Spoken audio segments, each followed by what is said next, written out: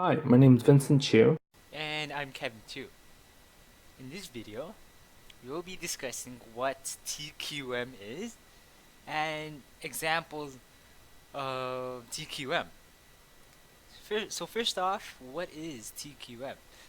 TQM stands for Total Quality Management. It is an approach to strive and achieve maximum satisfaction by continuously improving.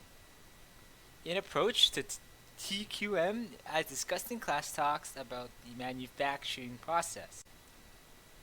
For example, making a bag. The first worker lays out the fabric for the bag and shapes it. The next worker would attach the straps. The next worker would attach the zipper. And then the next worker would apply the padding. Next one would attach the logo and deco. The final worker would pick a few bags out of the batch to test the product for fraud. Then that final worker will have a decision to determine whether the batch would proceed to sell. However, in the case of TQM, the process is different.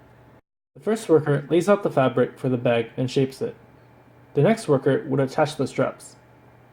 The next worker would examine and test the straps, then attach the zipper. The next worker would examine and test the zipper, then apply the padding. The next worker would examine and test the padding, then attach the logo and decal. Because the bag was examined and tested throughout the manufacturing process, there is no need for the final worker to assess the quality of the product. This would increase the quality of the products and ensure that a lower rate of products will be flawed. But Vincent, what difference does this process make? An example of the difference is the impact that 0.09% can have. When looking at a 99.90% quality rating, this looks like an excellent value. However, as the sample size increases, the number of errors that occurs becomes more evident. As an example, the population of Ontario is about 13.6 million.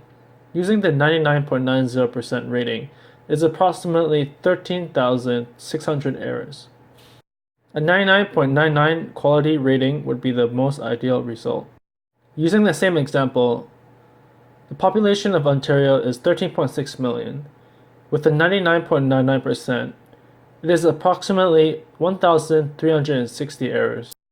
The 99.99% drastically lowers the amount of error compared to the 99.90.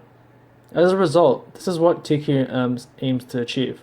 And a real example of TQM in the actual business world would be affecting Xerox. Xerox is a B2B and B2G that sells business services and technology products. The Xerox Corporation focuses on benchmarking, which means they want to reduce supplier base and focusing on leadership teams to enhance total quality management. Now, when cutting supplier base, it increases the accountability of the supplier to get the materials to Xerox on time, which means there will be a decrease in overhead costs because of the shipping reductions, which is a good thing. That also means there will be less people needed to oversee the shipping process, which finally means there will be less chance of having errors in in the whole process. Now about leadership teams. Leadership teams are a new concept that many companies are adapting to right now. These teams consist of people with different areas of specialty. The main function of the teams are to produce a product for the lowest possible cost with the highest quality. Xerox appointed quality improvement teams wherever and whenever areas for improvements are highlighted. So the basic principle of teamwork would include the team leader and everybody's role.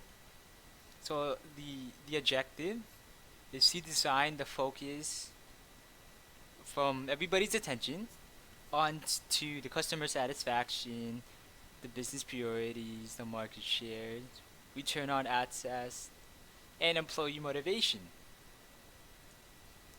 The outcome of Xerox's decision of benchmarking and focusing on leadership.